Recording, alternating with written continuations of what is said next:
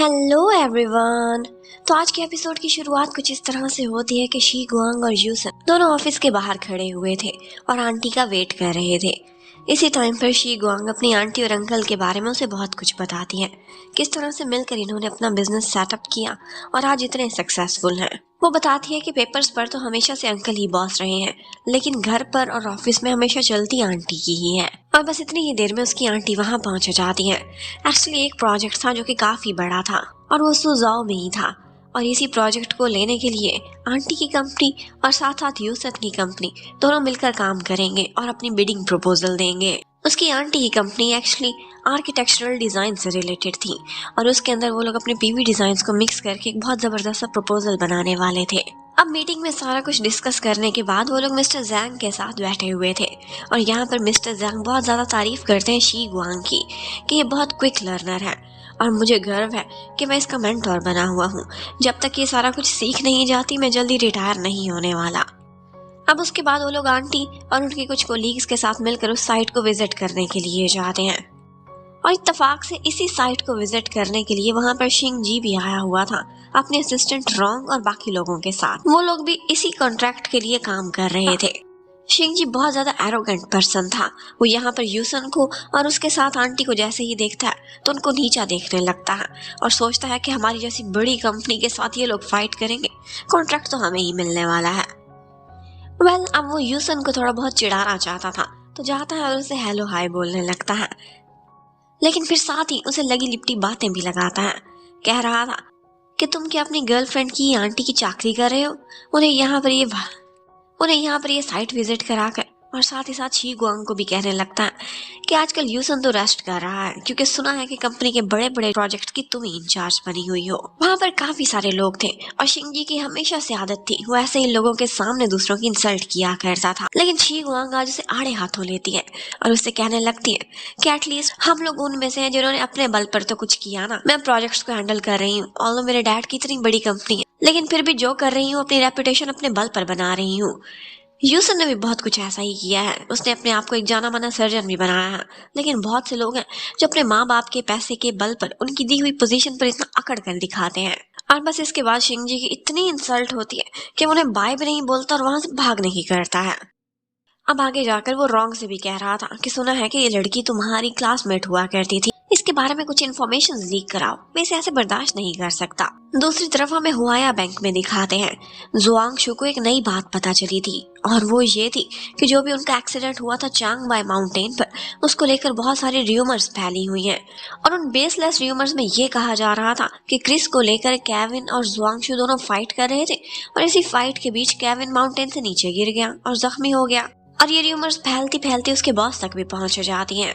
वो उससे कहने लगता है कि मैं कंट्रोल तो करने की कोशिश कर रहा हूँ, लेकिन बात बहुत खराब होती जा रही है और तुम्हारी और क्रिस की रेपुटेशन भी बहुत खराब हो रही है।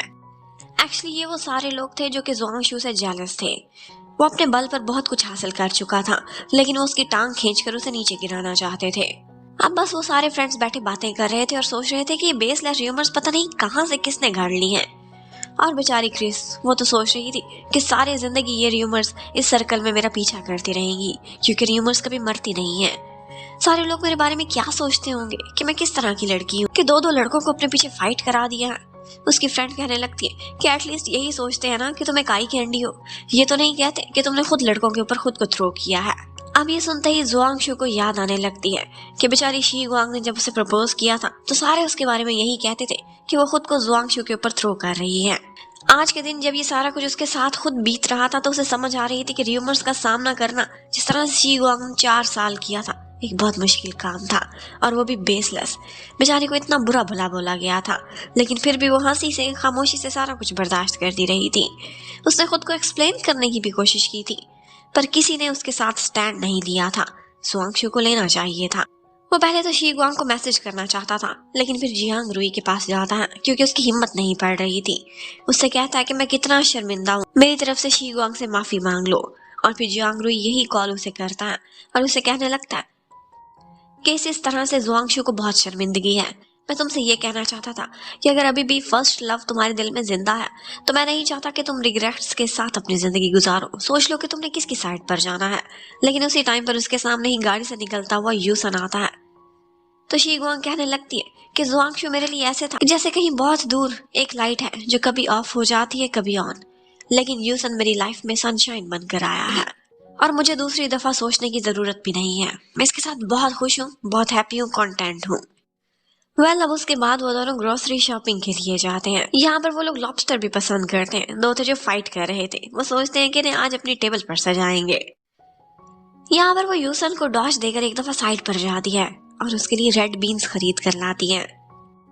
अब वो लोग इकट्ठे बैठते हैं, मिलकर खाना खाते हैं और उसके बाद जैसे ही वो वहां से जाने वाली थी तो वो उसे एक बहाने से स्टडी में भेजती है, जहां पर उसने उसके येलो वाले बीन्स को रिप्लेस किया हुआ था रेड बीन से, ताकि आइंदा वो प्रैक्टिस करते हुए बोर ना हो। ये देखते ही यूसन दौड़ते हुए आता है और उसे हक कर लेता है और फिर उससे कहने लगता है कि क्या आज बहुत अर्जेंट है, क्या तुम अपना वापस जाना मिस नहीं कर सकती। वो बोलती है क्यों नहीं, और वो रात वो यूसन के घर पर ही स्टे करती है। अब इसके बाद हमें दिखाते हैं कि नेक्स्ट डे से यूसन बहुत खुश था और 3 दिन उसने सारे ऑफिस को ब्रेकफास्ट कराया था, और वो भी रेड बीन्स की बनी हुई आइटम्स के नाश्ते से। शी गुआंग काफी शर्माती है और उससे कहने लगती क्या बस भी कर दो, बहुत हो गया। अब उसके बाद वो लोग नानजिंग जाते हैं उसकी आंटी के ऑफिस में। इसी प्रोजेक्ट को लेकर वो लोग कोलैबोरेट कर रहे थे और उन्हें अक्सर वहाँ के चक्कर लगाने ही पड़ते थे, लेकिन इसी बहाने वो लोग काफी समय एक साथ गुजारते थे और एंजॉय भी करते थे। अब ये वीकेंड था और फाइनली वो लोग रेस्ट भी कर सकते थे। शी गुआंग ने कहा था आज के दिन मैं बाहर नहीं जाना चाहती, बल्कि घर पर ही रिलैक्स करके तुम्हारे साथ कुछ स्टडी करना चाहती हूँ। लेकिन स्टडी करते ही वो जल्द बहुत थक जाती है और फेंट करने का ड्रामा करने लगती है। तो यहाँ पर उसका डॉक्टर बॉयफ्रेंड उसे CPR देता है और कहता है, वो बोलती है कि तुम मेरा फायदा उठा रहे हो, लेकिन वो कहने लगता है कि मैं तुम पर एक्सपेरिमेंट कर रहा हूँ, एक रिसर्च है कि इससे इंसान बेटर फील कर सकता है जो भी फेंट हो रहा है। और बस इसी तरह से वो शी गुआंग का दिल लगाए रखता है। आज बातों में शी गुआंग उससे कहती है कि हमारी कंपनी का नाम शेंग युआन है, तुम्हारे नाना की फैमिली और मेरे डैड की फैमिली के नाम को मिक्स करके, लेकिन मैं इसको एक नया नाम देना चाहती हूँ और वो है गुआंगयू, जिसमें शी गुआंग का और यूसन का नाम मिक्स था। और वाकई ये नाम उनकी इंडस्ट्री के काम को बिल्कुल फिट बैठता था। इसका ये मतलब था कि एक ऐसी लैंड जो कि सन एनर्जी को एब्सॉर्ब करना चाहती है, और काम भी उनका सोलर पैनल से रिलेटेड था। इतने में शी गुआंग को उसकी दादी की कॉल आती है। वो बताती है कि 2 दिन से तुम्हारे दादाजी डिजी फील कर रहे हैं, चकरा रहे हैं, लेकिन हॉस्पिटल नहीं जा रहे। बताओ मैं इनका क्या करूं। वो बोलते हैं कि कल संडे है, मैं आती हूँ, दादाजी को खुद चेक करूंगी और अगर जरूरत हुई तो जबरदस्ती हॉस्पिटल भी लेकर जाऊंगी। यूसन कहने लगता है कि अगर तुम्हारे दादाजी हॉस्पिटल नहीं जा रहे तो एक ऑप्शन है ना, तुम डॉक्टर को उनके पास ले जाओ। और इसी बहाने यूसन उसके दादा दादी से भी मिल लेगा। अब नेक्स्ट मॉर्निंग वो लोग सुबह सुबह घर के बाहर बैठे उनका वेट कर रहे थे। दादी तो बहुत एक्साइटेड थी कि मेरी शी गुआंग का बॉयफ्रेंड कैसा दिखता होगा। और फिर फाइनली जैसे ही वो लोग वहां पहुंचते हैं, शी गुआंग के साथ साथ यूसन को देखते ही उनकी तो स्माइल ही बंद नहीं हो रही थी। वो बहुत खुश थी कि मेरी शी गुआंग के साथ एक मैचिंग कपल बनाता है। वो बहुत हैंडसम था।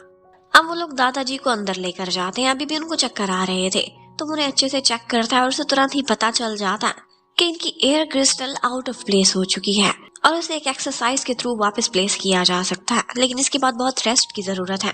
अगर बार बार ऐसा हो तो हॉस्पिटल में जाना पड़ेगा। वो उनकी थोड़ी बहुत एक्सरसाइज कराता है, जिसके बाद वो बेटर फील कर रहे थे। अब वो लोग और भी इम्प्रेस हो जाते हैं और अपनी कुछ रिपोर्ट्स निकाल कर यूसन के सामने रख देते हैं कि प्लीज हमें सजेस्ट करो हमें क्या करना चाहिए। और वो उनको बताता है कि किस तरह से डाइट के थ्रू वो ये सारा कुछ कंट्रोल कर सकते हैं। दादा दादी बिल्कुल भी पढ़े लिखे नहीं थे, तो वो उसे इस तरह से काम करते देख और उनकी हेल्प करते देख बहुत खुश हो जाते हैं। इवन कि उसकी दादी ने तो अपनी कुछ फ्रेंड्स के सामने अपने होने वाले दामाद की बहुत सारी तारीफें भी कर दी थी। अब उसके बाद वो लोग इकट्ठे जाते हैं और खाना बनाते हैं। यहाँ पर वुडन स्टोव था जहाँ पर शी गुआंग और यूसन दादी की हेल्प कर रहे थे और यूसन ये सारा कुछ करते हुए बहुत इंजॉय करता है। जैसे ही वो लोग स्टोव के पीछे से बाहर निकलते हैं तो उनकी ये हालत थी। वो काफी देर एक दूसरे को देखकर हंसते रहते हैं। अब उसके बाद खाना खाने का समय था। उनके पास सारी फ्रेश वेजिटेबल्स और फ्रूट्स इंग्रेडिएंट्स थे और ये खाना खाकर यूसन को बहुत फ्रेश फील होता है। अब थोड़ी ही देर बाद वहाँ पर दादा दादी के कुछ फ्रेंड्स आ जाते हैं अपनी अपनी रिपोर्ट्स लेकर और अपना अपना उससे चेकअप कराने के लिए।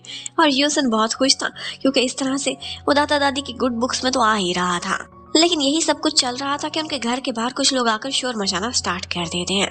वो लोग बाहर जाते हैं तो पता चलता है कि लोग इकट्ठे हुए थे और मिस्टर नी के बारे में कह रहे थे कि उन्होंने हमसे पैसे लिए हैं, उन्हें कहो हमारा कर्जा वापस लौटाएं इंटरेस्ट के साथ। लेकिन सबका कहना था कि नी तुम लोगों से पैसे लेगा, तुम लोगों की औकात क्या है। लेकिन उनके पास कुछ पेपर्स भी थे प्रूफ के तौर पर।